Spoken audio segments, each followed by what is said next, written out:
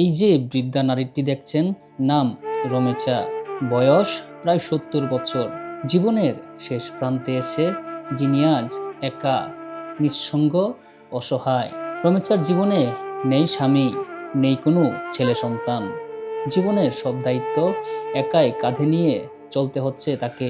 তিনি একজন অপারেশনের রোগী, শরীর দুর্বল, নিয়মিত ওষুধ আর চিকিৎসা ছাড়া চলা অসম্ভব। কিন্তু চিকিৎসার খরচ জোগাড় করার মতো কোনো সামর্থ্য নেই তার। একটা মাইয়া আছে না, স্বামী মারা গেছে। মাইয়া স্বামী ক্যান্সেলে মারা গেছে, ক্যান্সেল বুঝলেন, মারা গেছে।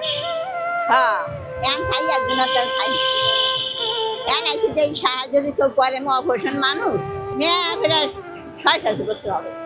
এখন স্বামী নাই তো, স্বামী তো মারা গেছে। যে কি মনে করো, মনে করি কি আমার কবে খাওয়াবে দেবে আমারে? স্বামী মনে হলে কি হবে, কারণ মালিক চলে গেছে না, মনে তো করে। চিকিৎসার খরচ আর নিত্যদিনের খাবার জোগাড় করতে বাধ্য হয়েই রাস্তায় হাত পাততে হয়েছে রমেচাকে। যে বয়সে বিশ্রামের কথা, সেই বয়সেই রমেচা প্রতিদিন সংগ্রাম করছেন বেঁচে থাকার জন্য। রমেচার মতো অসংখ্য অসহায় মানুষ আজও আমাদের চারপাশে নীরবে কষ্ট সহ্য করে যাচ্ছেন। সমাজ ও রাষ্ট্রের সহানুভূতি পারে তাদের জীবনে একটু স্বস্তি ফিরিয়ে আনতে। ক্যামেরা আশিককে সঙ্গে নিয়ে আমি মোহাম্মদ সোহেল রানা, ঢাকা প্রেস, ঢাকা।